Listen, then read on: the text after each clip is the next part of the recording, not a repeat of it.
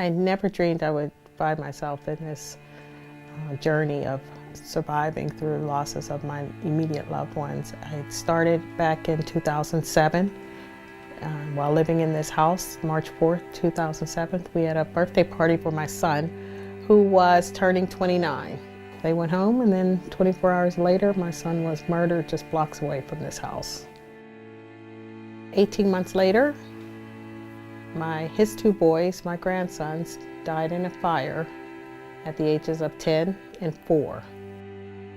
1 year and 2 days, October the 8th, 2009, we were recognizing the first year of the fire.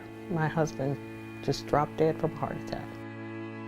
Then almost 10 years to the day that my son died, my grandson died in State Correctional Institution here in Pittsburgh on the north side.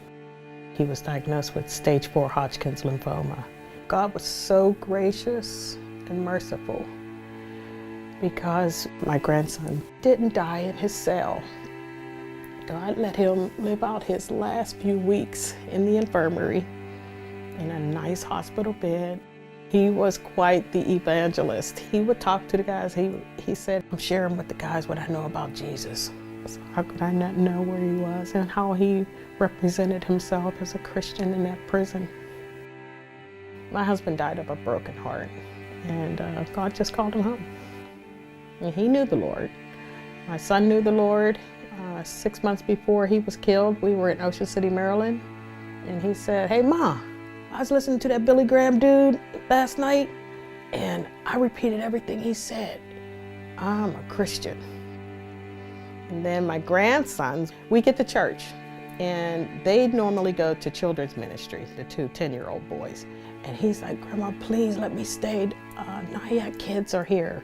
The Nyack kids did worship the whole 65 minutes of our service. We got home from church, I took them home, and as they were running up the hill, the 10-year-old turned around and said, bye, Grandma, I love you.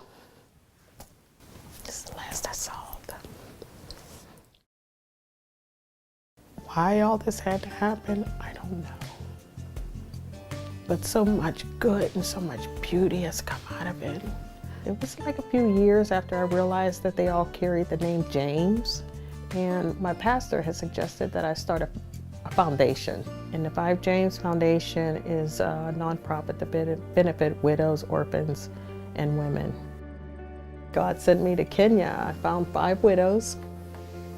The book of James speaks strongly about caring for widows. The book of James only has 5 chapters. I lost 5 loved ones. I don't think that's a coincidence. When I came back, I realized this wasn't anything against me. It wasn't God doing these things. These things just happened. But how much He made sure I knew in advance that each and every one of them were with Him in His presence, at peace. I've learned that His every word is true. He will never leave you nor forsake you. And He is nearer to the brokenhearted. And when you go through something like this, you realize you get to experience God in a whole different way. He's real.